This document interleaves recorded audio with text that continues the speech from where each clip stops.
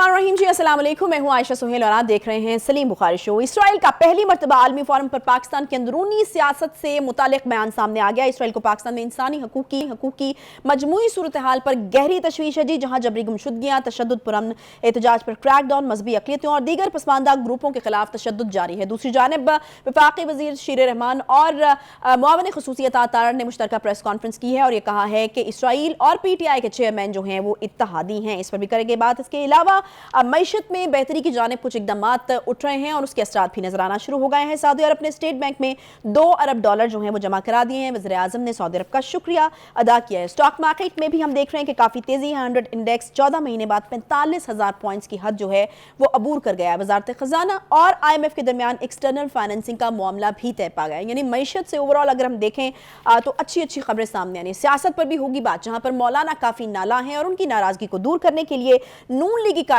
अब सऊदी अरब से लंदन नहीं जाएंगे बल्कि पहले दुबई जाएंगे, वहां पर उनसे मुलाकात होगी और उसके बाद फिर वो लंदन जाएंगे उनके इख्तलाफात दूर करने के बाद। लेकिन क्या इख्तलाफात दूर होंगे भी या नहीं, क्योंकि मौलाना साहब तो ये भी चाहते हैं कि असम्बलियों की मियाद को जो है वो बढ़ाया जाए, जबकि पीपल्स पार्टी और नून लीग जो है वो इस चीज़ पर इत्तफाक राय कर चुकी हैं कि इलेक्शंस अब हो जाने चाहिए। इसके अलावा जी नवाज जरदारी मुलाकात में सीट एडजस्टमेंट या इलेक्शन आगे पीछे करने का फैसला नहीं हुआ, ये कहना है राना सनाउल्लाह साहब का, और वे कहते हैं कि दुबई में तो हुआ ही कुछ नहीं। जरदारी और नवाज शरीफ के दरमियान मामूल की एक मुलाकात थी और मुलाकात पहले से तयशुदा भी नहीं थी। तो कहा जा सकता है कि नून लीग जो है वो वजाहती पोजीशन में आ गई, वजाहतें देना जो है वो उनकी तरफ से शुरू कर दिया गया। परवेज इलाही साहब PTI छोड़ना चाहते हैं, ये इंकशाफ किया है जी चौधरी शाफिर साहब ने। और तोशा खाना केस में हम देख रहे हैं कि इमरान खान ने ट्रायल कोर्ट का फैसला एक बार फिर से हाई कोर्ट में चैलेंज कर दिया है। अस्सलाम वालेकुम, क्या हाल चाल है? ठीक ठाक है? वालेकुम अस्सलाम, मैं बिल्कुल ठीक हूँ। आप बताइए, आप कैसी हैं? अल्हम्दुलिल्लाह जी, माशाल्लाह आपकी लुक्स जो हैं वो तो फ़लस्तीनी भी लग रही हैं, कैलाश भी लग रही हैं। हाँ जी बिल्कुल। और आज मेरे ख्याल में फ़लस्तीनियों के साथ इजहार यकजहती करने का दिन भी है, जिस तरह के स्टेटमेंट्स हम देख रहे हैं कि इसराइल की जानिब से सामने आ रहे हैं। इसराइल तो बुखारी साहब, हम तो मतलब हमारे पासपोर्ट के ऊपर बड़ा क्लियरली ये लिखा हुआ है कि इस पे इसराइल पे ट्रैवल नहीं हो सकता, हम उनको मानते ही नहीं। मुझे समझ नहीं आ रही कि वो एकदम से कैसे आ गए। मेरे तो ख्याल में दफ्तर खारजा को जो है वो कहना चाहिए था कि भाई आप कौन, आप तो एग्जिस्ट ही नहीं करते हमारे लिए, आप कहाँ से आ गए? हाँ, वो मेरे ख्याल से हर एक जेन्युइन पाकिस्तानी जो है, जो मुहिब वतन है, उसके जज्बात तो वही हैं जिसका इजहार आपने किया है। बिल्कुल इसमें दो राय नहीं हो सकती। लेकिन हमारे यहाँ कुछ अरसे से ये बाज़गश्त सुनी जा रही थी कि यहाँ पर कोई ऐसी पार्टी है जो यहूदियों से फंडिंग भी लेती है, जो यहूदियों के लिए उनके दिल में बड़ी गुंजाइश भी मौजूद है। तो हम उस वक्त मानते नहीं थे। लेकिन ये अब जो कुछ हमारे सामने आ रहा है उसके बाद हमें पता चलता है कि इन बातों में भी कोई ना कोई सच्चाई थी। आप तसव्वुर कीजिए कि इसराइल जैसा मुल्क जो रियासती जबर, जो इंसानी हकूक़ की पायमाली, जो फ़लस्तीनियों के कत्ल, फ़लस्तीनी मुसलमान औरतों की इज़्ज़तों और असमतों को बर्बाद करने वाला मुल्क जब किसी मुल्क के ऊपर उंगली उठाए तो सोचना चाहिए ये कि ये क्या, इसके पस मंज़र में क्या साजिश है। इसराइल के बारे में वो कह रहे हैं ना कि वो भी कह रहे हैं कि बेनंगो नाम है। उनको तो डूब मरना चाहिए शर्म से, जिस तरीके से उन्होंने फ़लस्तीनी अवाम के साथ जुल्म और सितम जो है वो रवा रखा हुआ है कई दहाइयों से। और अमेरिका जैसे मुल्क की चूँकि उसको हमायत हासिल है, इसलिए वो कोई उनको पूछने वाला नहीं है। मुसलमानों के बारे में और मुसलमान तंजीमों के बारे में कई मरतबा अपने जज्बात का इजहार कर चुका हूँ कि उन्हें या तो नज़र नहीं आता, या वो अंधे हैं या बहरे हैं। लेकिन इसराइल में ये सकत कि वो पाकिस्तान की तरफ उंगली उठा के ये कहे कि वहाँ पर इंसानी हकूक़ की पायमाली हो रही है। Is there a comparison between what Israel is doing to the Palestinians and anything that happens here? कोई कंपैरिजन उसमें नहीं है। और मैं आपको ये बताऊं कि जो UN ह्यूमन राइट्स की जो नुमाइंदा है, उनका भला सा नाम है बिल्कुल आदि फरजौन जी, आदि फरजौन। उन्होंने जो गत बनाई है इसराइल की, ये कह के कि इसराइल ने फ़लस्तीन को जेल खाना बना दिया हुआ है। ये फ़लस्तीन में कैसे मजाल और कैसे जुर्रत है कि वो आंख उठा के या उंगली उठा के पाकिस्तान की तरफ किसी किस्म का भी कोई इशारा इंसानी हकूक़ की पायमाली के हवाले से करे। अच्छा बुखारी साहब, मुझे ये बताइएगा कि दफ्तर खारजा ने इस पे जो रिएक्शन दिया, आपको लगता है कि वो काफ़ी है? और दूसरा ये कि अगर UN के फोरम के ऊपर इस तरह की बात की जाए और इसराइल करे, यकीनन उनकी इंपॉर्टेंस जो है वो वहाँ जिस तरीके से है वो हमारे इल्म में है, तो क्या बिल्कुल इसी तरफ आ रहा था कि मैंने कहा मैं आपको फॉरेन ऑफिस के रिएक्शन से पहले मौलाना फजलुर रहमान का बयान जो है उसको रिकॉल करना बहुत ज़रूरी है। आपको याद है ना कि वो अक्सर कहा करते थे कि PTI के चीफ जो है ये यहूदियों के एजेंट हैं। तो उस वक्त भी लोग सोचने पर मजबूर थे, इसलिए कि वो जो फॉरेन फंडिंग का केस है उसमें इजराइल से और यहूदियों की तरफ से भी पैसे आए हुए हैं पीटीआई को, जिसका सबूत मौजूद है। और अब ये जो उनके पेट में दर्द उठा है उसकी वजह सिर्फ ये है कि वो हवाला दे रहे हैं नाम लिए बगैर पीटीआई के चीफ का, पीटीआई एज ए पार्टी का। असल में ये खराबी बुखारी साहब, है। क्या हुआ, क्या होगा, आपको क्या लगता है? क्या इधर से राब्ता किया गया उनसे? मैं अर्ज करूं मतलब आपसे एकदम से बैठे बैठे तो उनको कोई मैं अर्ज करता हूं आपसे कि पीटीआई और इसकी लीडरशिप ने लॉबियस्ट रखे हुए हैं पूरी दुनिया में। अमेरिका में 2 लॉबियस्ट फर्म को हायर करने की तो खबरें हम चला चुके हैं ना, हमारे बिल्कुल सामने। इसी तरीके से हिंदुस्तान के अंदर, क्योंकि वहाँ से भी फंडिंग आती रही है, और इजराइल वहाँ से भी फंडिंग आती रही है, तो इन दोनों ममालिक के अंदर बेपनाह लॉबियस्ट रखे हुए हैं जो वहाँ पर यानी वहाँ की पब्लिक ओपिनियन को चेंज करते हैं, पाकिस्तान के बारे में नेगेटिव प्रोपेगेंडा करते हैं, और उनकी तरफ से ये बयानात का सिलसिला जो आता है, जो शुरू हुआ है, मेरे ख्याल से फॉरेन ऑफिस ने इमीडिएटली इसके ऊपर रिएक्ट किया है और आईना दिखाया इजराइल को कि यूट्यूब ब्रूटस, तुम भी कह रहे हो कि कहीं इंसानी हकूक की पामाली हो रही है। और दूसरी बात यह है कि साथ ये हवाला दिया गया कि जिस इजलास में ये बोले हैं मौसूफ, उसी इजलास में majority of the speakers without exception they all supported Pakistan's political conditions and otherwise it was a sole voice। उन्होंने ये कहा कि आपके मशवरे के बगैर हम ठीक चल रहे हैं, keep your mouth shut। in other words this was a shut up call given। जो शहरी नुमान और तारिक साहब की प्रेस कॉन्फ्रेंस है उसके भी बातें तो अब होंगी, जब आपने पंगा ले लिया है तो आपको जवाब तो सुनने पड़ेंगे। वो ये फरमाती हैं कि चेयरमैन पीटीआई और इजराइल इत्तेहादी हैं, यही हाईलाइट है उस प्रेस कॉन्फ्रेंस। ठीक है। फिर वो कहते हैं कि जी 9 मई के पीछे अनासर बेनकाब हो चुके हैं कि उनको किसकी हमायत हासिल थी, इसलिए कि इस बात के ऊपर तो इत्तफाक है कि जो कुछ भी 9 मई को हुआ वो पाकिस्तान के दुश्मनों से भी तवक्को नहीं की जा सकती थी कि वो होगा। अब ये कहा जा रहा है कि वो पाकिस्तान के दुश्मनों की साजिश के नतीजे में हुआ सब कुछ, इसलिए कि उस पार्टी की क़यादत को इन्हीं कुव्वतों की हमायत हासिल थी और हासिल है। देखिए 2-3 चीज़ें बिल्कुल वाज़ेह हैं। पहली बात तो ये है कि Israel has no capacity, no face to come to an international forum and say कि जी फलां मुल्क के अंदर इंसानी हकूक़ की पामाली हो रही है। एक तो ये कि बगैर किसी एविडेंस के, बगैर किसी जवाज के, उन्होंने सिर्फ हमदर्दी में जो उनके दिलों के अंदर बसते हैं वो उनकी हमायत के लिए ये सब कुछ कहा है। हम न सिर्फ उसकी मजम्मत करते हैं, हम बिल्कुल 2 टोक अल्फाज में दुनिया को बताना चाहते हैं और दुनिया को बताना चाहिए।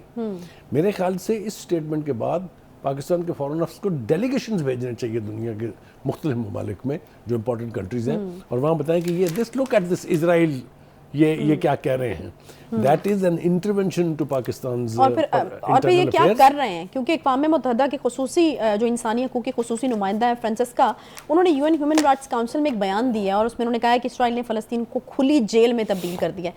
मतलब जिसके हवाले से ये बात हो रही है और अक़वाम मुत्तहिदा के खुसूसी नुमाइंदा कर रही हैं।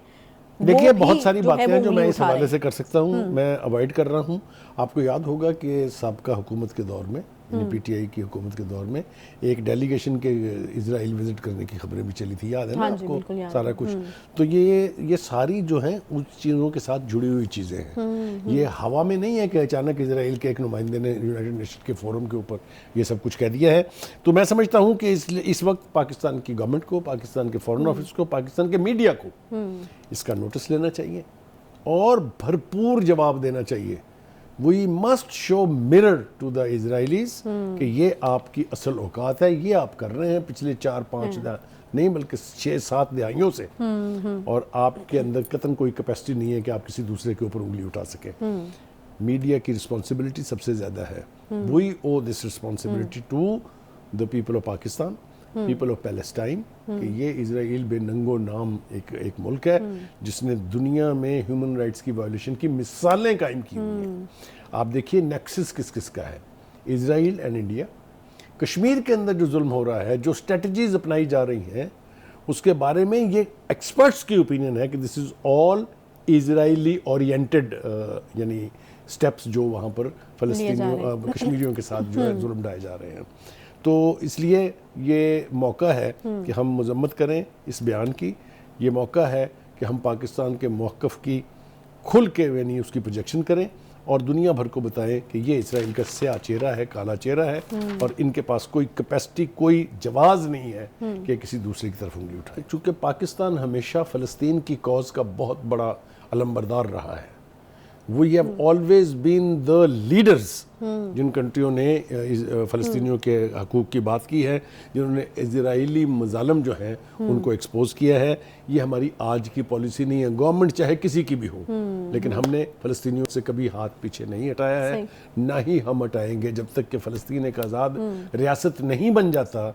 हमारे दिल धड़कते हैं फ़लस्तीनियों के साथ। कश्मीरियों की और फ़लस्तीनियों की कॉजेज़ में बहुत सारी कदरें मुश्तरक हैं, इसलिए पाकिस्तान के पास कोई चॉइस नहीं है सिवाय ये कि वो कश्मीर के मुसलमानों की और फ़लस्तीनी मुसलमानों की हमायत हर सूरत में और हर सतह के ऊपर जारी रखे। मैं पाकिस्तान के फ़ॉरेन ऑफिस को ये मशवरा देना चाहता हूँ कि ये जो आप एक डिप्लोमेटिक ज़बान में कहते हैं ना कि जी हम इखलाकी और सियासी मदद जारी रखेंगे, बंद करें ये इस्तिलाहात इस्तेमाल करना। हमें ये कहना चाहिए as a Pakistani, as a Pakistan foreign office, as a Pakistan government, that we are with the Kashmiri people's struggle, we are with the Palestinian people's struggle, with all our resources. Okay, ठीक है, सही है जी। बिल्कुल, एक छोटा सा यहाँ पे ब्रेक लेते हैं और ब्रेक के बाद वापस आएंगे तो बात करनी है हमने मईशत के हवाले से। बड़ी अच्छी खबरें आ रही हैं वहाँ से और अल्लाह करे कि इनका सिलसिला ऐसे ही जारी और सारी रहे। एक ब्रेक लेंगे, वापस आते हैं, साथ रहिए।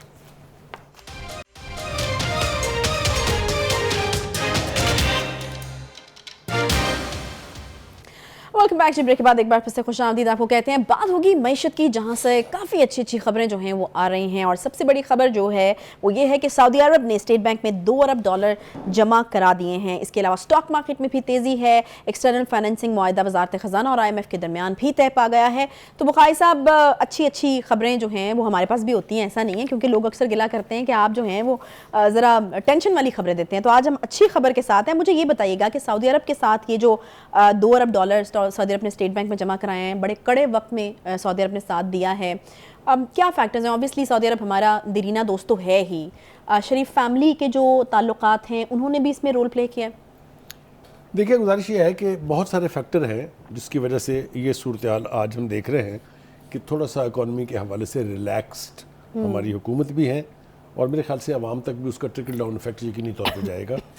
ये वो बातें हैं जो इसहाक डार साहब ने भी की थी, जो वज़ीर आज़म शहबाज शरीफ साहब ने भी की थी, लेकिन उस वक्त लोग मानने के लिए तैयार नहीं थे। और किसी की क्या बात करनी, IMF ने भी नहीं माना था जब हमने कहा था कि हम दोस्त ममालिक से डॉलर्स जो है वो लेके आएंगे, हमें यकीनी तौर पे हमारे दोस्त हमारी मदद करेंगे, चाइना हमारी मदद करेगा, सऊदी अरेबिया हमारी मदद करेगा और UAE हमारी मदद करेगा। उस वक्त हमारी बात मानने के लिए कोई तैयार नहीं था। मुझे अच्छी तरह याद है कि PTI ने इतना नेगेटिव प्रोपेगेंडा किया था इस हवाले से। उनका तो ये ख्याल था कि शायद IMF का मुआहदा होगा ही नहीं, क्योंकि उन्होंने 2-3 मरतबा इसको सबटैच करने की कोशिश की। आपको याद है जब वो जा रहे थे तो जाते हुए पेट्रोल सस्ता कर गए, जबकि महंगा करना चाहिए था, जिसको बारूदी सुरंगें कहा गया बाद में।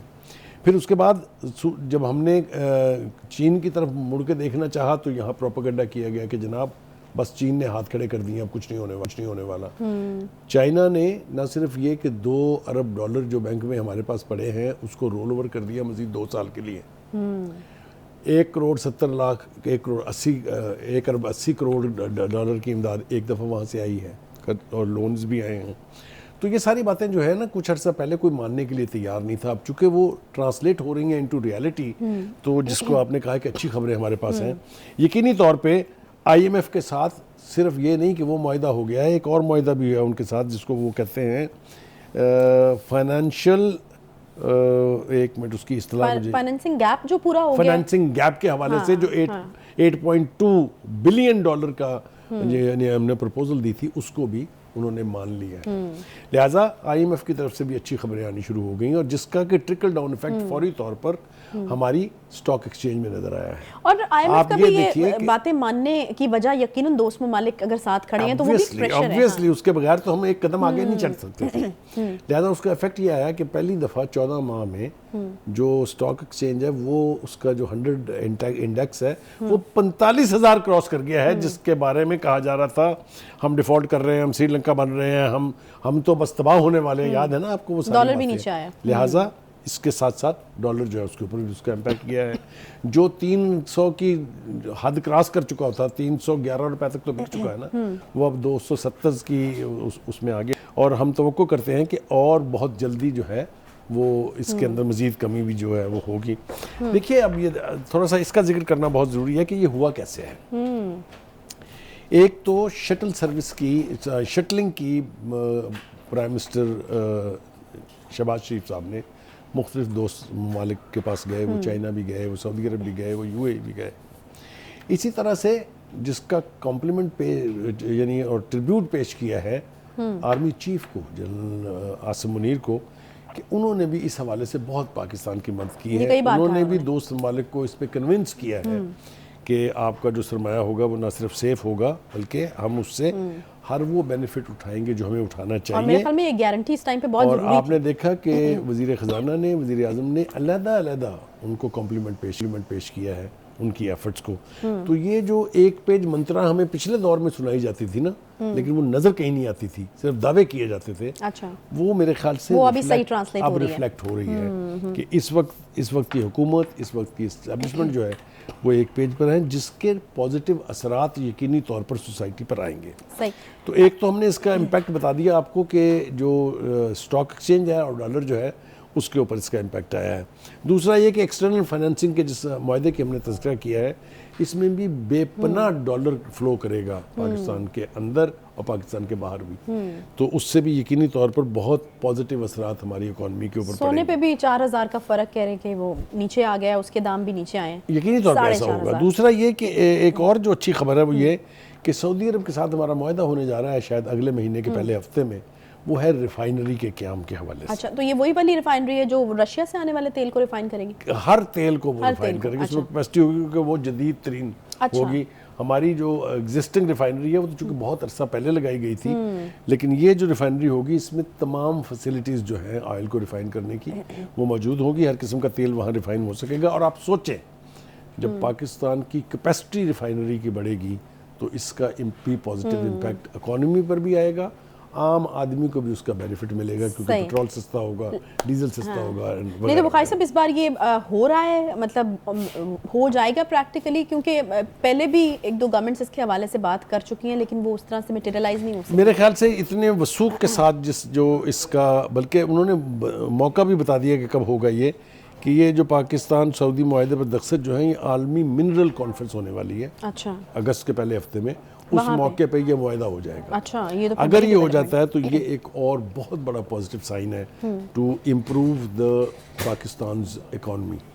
तो मैं ये समझता हूँ कि ये सारी चीज़ों को अगर आप मिला के देखें तो वो जो हमारे बारे में कहा जा रहा था कि जी भिखारीपन के आखिरी मंजिल पर हम पहुँचे हुए हैं, वो शायद तासुर ख़त्म हो जाएगा और हम अपनी इकॉनमी को अगर ट्रैक पर डालने में कामयाब हो जाए और इलेक्शन से पहले हो जाए तो फिर तो क्या ही बात है। सही है। ये तो वज़ीर आज़म साहब ने भी जो है वो कहा है। मेरे ख्याल में जब वो इस तरह की बातें करते हैं तो यकीनन वो हम देखते हैं सोशल मीडिया पर मीम्स का तो एक सिलसिला जारी होता है, लेकिन मैं आई कैन कम्प्लीटली अंडरस्टैंड कि जब बंदा इस तरह की बातें खुद कर रहा होता है कि वो कहते हैं कि बाहर के लोग देखे कहते हैं कि देखें जी ये पैसे मांगने हैं और उनके चेहरों पर लिखा होता है, तो वो मेरे ख्याल में वो हालात ऐसे होते हैं एक्स्ट्राऑर्डिनरी जिनमें इस तरह की बात जो है यकीनी तौर पर। लेकिन आप ये देखिए ना कि अगर आप 3-4 महीने पहले जाएँ तो आपके कान में बाज़ गश्त आती थी, अल्फाज क्या थे, पाकिस्तान श्रीलंका बन गया है, पाकिस्तान डिफ़ॉल्ट कर गया है। आपको याद है, कर जाएगा नहीं कहते थे, कैसे कर गया है, ये तो डिफ़ॉल्ट हो गया है। तो कम से कम वो जो चोंचे मारते थे उनके मुंह बंद हो गए हैं, क्योंकि ये अब इससे बेहतरी की तरफ जाएगा। इससे नेगेटिव साइड पर जाने के इम्कानात हर गुजरते दिन के साथ कम होते जा रहे हैं। आपको लगता है कि इलेक्शंस तक ये चीजें इस तरीके से अवाम को नजर आना शुरू हो जाएंगी? Economy will be back on the track. हाँ, वो एक ट्रिकल डाउन इफेक्ट अवाम तक पहुंच जाएगा, फायदा होगा। आपको लगता है कि पहुंचना चाहिए? मैं आपको बिल्कुल वसूख से कह सकता हूं कि अगर ये फैसले दुरुस्त वक्त पर दुरुस्त सिमत में किए गए तो यकीनी तौर पर इसका इम्पैक्ट जो है वो आम आदमी को फील होगा। सही है, ठीक है। एक छोटा सा ब्रेक लेंगे जी। ब्रेक के बाद वापस आते हैं तो बात करनी है हमें सियासत के हवाले, क्योंकि यहाँ पर कुछ इख्तलाफात जो हैं वो सामने आना शुरू हो गए हैं, लेकिन अच्छी बात यह है कि उनको दूर करने की कोशिशें भी साथ साथ जारी हैं। साथ रहिए, ब्रेक के बाद वापस आते हैं।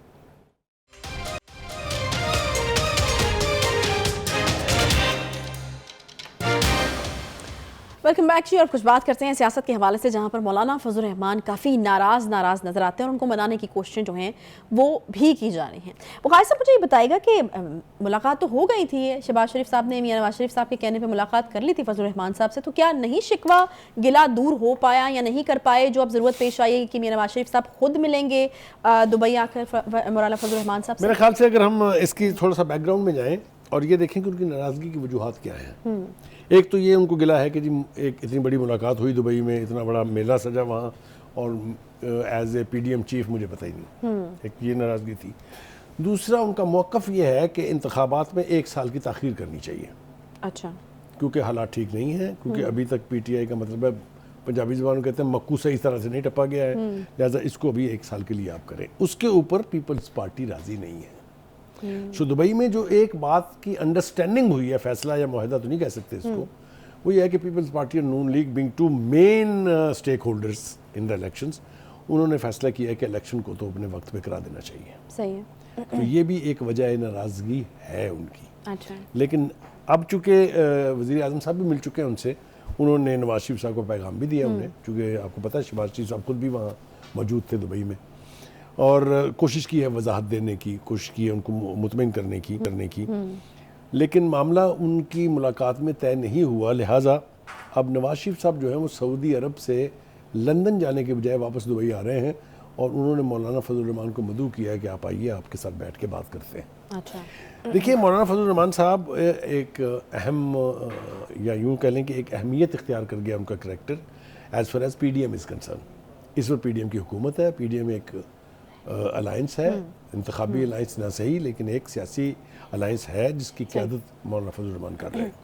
सही। मुझे तवक्को ये है कि चूँकि नवाज शरीफ साहब और मौलाना के ताल्लुकात बहुत पुराने हैं, दोनों एक दूसरे की बहुत इज़्ज़त और एहतराम करते हैं, तो मुझे यूँ लगता है कि कोई ना कोई ये मुलाकात नतीजा खेज़ साबित होगी और कोई ना कोई अंडरस्टैंडिंग जो है वो हो जाएगी, बजाय इसके कि इख्तिलाफ मज़ीद आगे बढ़े। सही है। अच्छा बुखारी साहब, मुझे ये बताएगा, पीडीएम के हवाले से हम पहले भी कह चुके हैं कि ये इंतखाबी इत्तेहाद नहीं था, ये सियासी इत्तेहाद था। जी जी। क्या मौलाना फजल रहमान साहब जो ये चाहते हैं कि असम्बलियों की मियाद को बढ़ाया जाए, तो वो यकीन ज़्यादा देर तक रेलिवेंट रहना चाहते हैं, क्योंकि अगर इंतखाब शुरू हो जाता है तो फिर हर पार्टी अपने अपने मुफाद को तरजीह देगी, और शायद नून लीग और पीपल्स पार्टी ने भी वो मुलाकात इसलिए की क्योंकि वो अब अपने इलेक्शन के हवाले से तैयारी कर रहे हैं, और पीडीएम शायद उस तरह से रेलिवेंट ना रहे अगर वो इंतखाबी इत्तेहाद नहीं है। आपने खुद ही कह दिया ये कि ये इंतखाबी इत्तेहाद नहीं है, लिहाजा पार्टियां इसके अंदर जो है वो अपना इलेक्शन अपने अपने तरह से जिस तरह हमेशा लड़ते रहे उसी तरह से लड़ेंगे। ये दुबई की मुलाकात और उसके हवाले से गुफ्तगू की थोड़ी सी वजाहत जो है वो राना सनाउल्लाह साहब ने भी अपने बयान में की है। उन्होंने कहा है कि इलेक्शन की तारीख को आगे पीछे करने का कोई फैसला नहीं हुआ दुबई में। अच्छा। और ना ही मुलाकात ये पहले से तयशुदा थी, ये भी उन्होंने कहा कि it was a sudden meeting because they happen to be in Dubai, although I don't subscribe to that. अच्छा। एनीवे, दूसरी बात यह है कि वो कहते हैं कि इलेक्शन कराने का इलेक्शन जो है वो निगरान हुकूमत ही कराएगी। इस पर इत्तफाक राय ज़रूर हो गया, लेकिन निगरान हुकूमत क्या होगी उस पर तमाम पीडीएम की पार्टियों के साथ मुशावरत की जाएगी। ठीक है। तो एक बात तो लेकिन मौलाना साहब की तो भी ये ख्वाहिश है कि असम्बलियों की मियाद जो है उसको बढ़ा दिया अपने मौके पर अभी तक पार्टी और नून लीग जो है वो कराना चाहते हैं इलेक्शन। अब मौलाना साहब का ये शिकवा या गिला किस तरह से दूर मैं किया अर्ज करूं आपसे, जाएगा? देखिए मौलाना साहब का ख्याल ये है कि वो इस दफ़ा केपीके में बेहतर परफॉर्म करेंगे, क्योंकि पीटीआई जो है उसका जो हशर हो रहा है, जो हशर हो गया है वो आपके सामने है। बड़े बड़े स्टॉलवर्स छोड़ के जा रहे हैं। और तो क्या मौलाना साहब को टाइम चाहिए? मौलाना साहब को थोड़ा सा वक्त चाहिए, लेकिन उनका अगर आपको बयान परसों का याद हो तो उन्होंने कहा कि इस दफ़ा हम यानी पीटीआई का सफाया कर देंगे केपीके। अच्छा, ये बड़ा दावा है। ये बहुत बड़ा दावा है, होने जा रहा है नहीं होने जा रहा है तो हमें वक्त बताएगा। लेकिन एक और बात इस हवाले से करनी है, वो ये कि इंतखाबात में एक तीसरी कुव्वत, जिस तरह 2018 के इलेक्शन में एक तीसरी कुव्वत आई थी वो थी पीटीआई, और अब एक तीसरी कुव्वत है, उसका नाम है आईपीपी, इस्तेहकाम है पाकिस्तान पार्टी। उसके अंदर पीटीआई के जितने भी इलेक्टेबल्स थे वो तो उडारी मार के वहाँ चले गए हैं। लेकिन जिस बात की तरफ मैं इशारा करना चाहता हूँ वो ये कि अलीम खान और जहांगीर तरीन ये दोनों पुराने खिलाड़ी हैं, और दोनों जाने जाते थे एटीएम मशीन्स के तौर पे ऑफ इमरान खान, पार्टी के बैकबोन भी कहा जाता था चीफ है, याद है। अब अगर वो खुल के खेलेंगे इस इलेक्शन में तो ये एक अपसेट तो मैं नहीं कह सकता, लेकिन ये नहीं हो सकता कि आईपीपी जो है वो कोई दरार ना डाले। अच्छा, किसके वोट बैंक को वो शटर करेगी, कहाँ से वो वोट लेगी, क्या पीटीआई का वो पुराना वोट बैंक जो है वो उसको वो रिक्लेम करेगी, उसको वोट जाएंगे कि नहीं। लेकिन मेरा ख्याल है कि इलेक्शन का अगर हम सोच रहे हैं तो उसमें हमें आईपीपी को नज़रअंदाज नहीं करना चाहिए। एक बात ये हो गई। दूसरी बात यह है कि इसके साथ साथ आप ये देखें कि जहाँ जहाँ भी पीटीआई की हुकूमत थी वहाँ वहाँ हो क्या रहा है। आपने देखा पहले आज़ाद कश्मीर की हुकूमत गई उनके हाथ से, अब उनसे गिलगित बल्तिस्तान भी निकला ही चाहती है। वहाँ अजीबोगरीब सूरत हाल है कि वहाँ पीपल्स पार्टी और नून लीग भी स्टेक होल्डर्स हैं, मगर वहाँ पीटीआई के 2 अरकान ने इस्तीफ़ा दिया है, जिनमें से एक स्पीकर भी हैं। तो बड़ी अजीबोगरीब किस्म की सूरत हाल जो है वो पैदा हो गई है। वहाँ जोड़ तोड़ बहुत तेज़ रफ्तारी से चल रहा है। 33 अरकान है टोटल, जिसमें से जिसको भी 17 अरकान की हिमायत हासिल है वो जो है वहाँ का वज़ीर आला बन जाएगा। सही है। अच्छा, यहाँ ब्रेकअप उसका ये है कि जो पीटीआई के अरकान है उनकी तादाद है 21, मेरे ख्याल से 21 है या 20। और जो बाकी पार्टियां हैं उसके अंदर भी मुख्तलिफ किस्म की 4 पीपल्स पार्टी, 3 पीपल्स पार्टी हैं, 3 फलां के हैं, 3 फलां के। तो जिस फॉरवर्ड ब्लॉक की बात हो रही थी पीटीआई में, 4-5 अरकान जो है वो अगर इस तरफ टिल्ट कर जाते हैं तो इनकी तादाद 18 हो जाएगी। अब देखना ये है कि वहाँ के इलेक्शन में जो बहुत ज़्यादा दूर नहीं है, अगले 3 दिन में वो होने वाले हैं, वहाँ क्या सूरत हाल निकलती है वो उसका जायज़ा उस वक्त लेंगे हम। लेकिन सियासी जोड़ तोड़ वहाँ भी अपने अरूज पर है। अच्छा, चौधरी शाफिर साहब ने एक जो है वो बयान दिया है और चौधरी परवेज़ इलाही साहब के हवाले से एक बड़ी खबर आ सकती है मेरा ख्याल में कभी भी, क्योंकि वो ये कहते हैं कि चौधरी साहब तो बिल्कुल तैयार है इस वक्त पीटीआई को छोड़ने के लिए। देखिए, एक चैनल की तरफ से खबर चलाई गई थी कि कल यानी गुज़श्ता रोज़ चौधरी परवेज़ इलाही साहब के साथ चौधरी शुजात की मीटिंग हुई है, जो कि गलत साबित हुई। ये मीटिंग काफ़ी दिन पुरानी है, ये मीटिंग ज़रूर हुई है और ये तासुर भी कायम हुआ कि शायद चौधरी साहब तो अब तैयार हैं पीटीआई छोड़ने पर, लेकिन उन्होंने ये मामला अपने बेटे पर छोड़ दिया है, मोहन इस्लाही पर, कि वो क्या फ़ैसला करते हैं। मोहन इस्लाही के हवाले से जो हमें नज़र आया है, जो बात सुनाई दी वो ये है कि वो अभी तक भी अपने वालिद से तकाजा कर रहे हैं कि वो अपने मौक़िफ़ पर डटे रहें और पीटीआई का साथ न छोड़ें। अब वहाँ क्या होगा अल्टीमेटली, ये जो है ये मामला अभी बाहर बैठ के वो तकाजा कर रहे हैं वालिद साहब से कि आप डटे रहें, मैं बाहर बैठा हूं। एक डेवलपमेंट ये है कि परवेज़ इलाही साहब की ज़मानत जो है वो मंजूर हो गई है आज, तो मेरे ख्याल से वो भी जल्द जो है वो एक्शन में हमें नजर आएंगे। तोशाखाना केस के हवाले से भी एक बात करना बहुत जरूरी है। दोबारा ट्रायल कोर्ट का फैसला, देखिए, तोशाखाना के बारे में ये कहा जाता था कि 3 केसेस जो पीटीआई चीफ के ऊपर हैं वो डेंजरस हैं। अच्छा। उसमें एक तोशाखाना था, दूसरा फॉरेन फंडिंग था, जिसको कमाल तरफदारी का मुजाहरा करते हुए अदालत ने ममनुआ फंडिंग में तब्दील कर दिया, that is basically foreign funding. अच्छा। और तीसरा था टेरियन खान का केस, जो वल्दियत के हवाले से जो मामला है। इन तीनों केसेस में आज तक खान साहब पेश नहीं होके दिए। ठीक है, ये तोशाखाना केस में जिस दिन वो पेश हुए उनके ऊपर फर्दर जुर्म आयद हो जाएगी और प्रोसीडिंग और ट्रायल शुरू हो जाएगा और नतीजा निकल जाएगा। तो यानी फिर वो इसीलिए वो हर स्टेज के ऊपर कोई ना कोई पंगा करके और इसको फिर डेफर कर देते हैं। तो ये आपने देखा कि अदालतों में पेश होने के हवाले से जो कुछ भी हम उनका रवैया रहा है वो हमारे सामने है। अदालतों की तरफ से सहूलतकारी खान साहब की जाती रही है, कोई दो राय इसके बारे में नहीं है।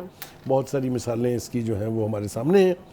अब देखना यह है कि ये ऊंट बिल आखिर कौन किस करवट बैठेगा। क्या खान साहब अदालतों में पेश होने जा रहे हैं? अगर पेश होंगे तो उनकी फेट क्या होगी, ये इसके लिए थोड़ा सा इंतजार करना पड़ेगा। अच्छा, एक और बड़ा सियासी इख्तलाफ है, उसके ऊपर मैंने कहा जाते जाते आपसे बात कर लूँ।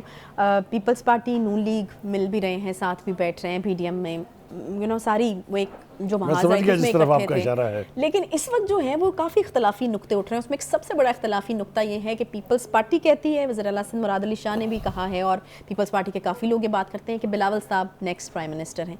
नून लीग कहते हैं प्राइम मिनिस्टर मियां नवाज शरीफ। अब यहाँ पे कितना बड़ा इख्तलाफ इन दोनों पार्टीज के बीच में आने वाला है और कौन होगा आपके ख्याल में? ये तो तय है कि हर यानी जो भी प्राइम मिनिस्टर होगा, नहीं जो भी नहीं, अब आपने नाम बताया, मैं आ रहा हूँ ना, दो ही है ना, दो इस वक्त जो कि पीपल्स पार्टी का प्राइम मिनिस्टर होगा या नून लीग का होगा। जो भी होगा उसको पंजाब में बेहतर परफॉर्म करना है, उसके बगैर ये मुमकिन नहीं है।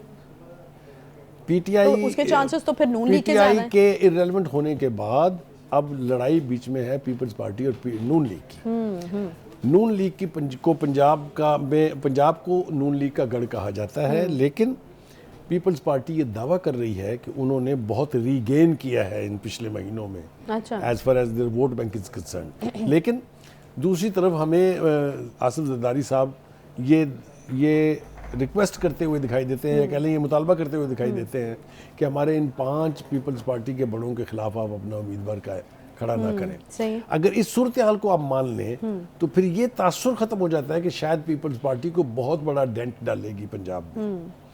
अगर ऐसा नहीं होता तो फिर प्राइम मिनिस्टर कौन बनेगा, ये बहुत बड़ा नहीं, ये सवालिया भी निशान वैसे है। थोड़ी सी जरा मेरी समझ से बाहर है कि नून लीग वाले खुद पीपल्स पार्टी को स्पेस देंगे कि आइए आप पंजाब में बेहतर परफॉर्म करें और फिर हाँ, आपके मेरा चांसेस नहीं बढ़ ख्याल, जाएं। ये मुझे नहीं ख्वाहिशात लगता की कि हद तक तो ठीक है, लेकिन मेरा नहीं ख्याल कैसा होने जा रहा है। लेकिन बिलावल के प्राइम मिनिस्टर होने की सबसे पहली नवीद जो है खुद जरदारी साहब ने सुनाई थी अच्छा, कि आइंदा प्राइम मिनिस्टर जो है वो पीपल्स पार्टी के बिलावल जरदारी होंगे जी। और मियां अब नवाज ये शरीफ मुराद निशा ने कह दिया है के हवाले से भी नवीद काफी लोग सुना चुके हैं और खुद मरियम नवाज साहिबा कई बार कह चुकी है, तो मैं यही तो पूछ रही हूँ। हाँ नहीं, मतलब मैं इसमें 2 मेन स्टेक होल्डर्स हैं ना जी इस टॉप स्लॉट के लिए, people party and Noon league. सही है। वो देखना ये होगा कि जो इलेक्शन होने जा रहा है उसके अंदर उनकी परफॉर्मेंस क्या है, वही साबित करेगी। All depends on that. Number game के ऊपर ही सारी जो चीजें हैं वो आती हैं और उसके बाद बाबरत यहाँ जो तय पाता है उसके नतीजे में होता है। बहुत शुक्रिया बुखारी साहब। आज के प्रोग्राम का वक्त फिलहाल यहीं पर खत्म होता है। इंशाल्लाह आपसे कल दोबारा मुलाकात होगी। ख्याल रखिए अपना। अल्लाह हाफ़िज़।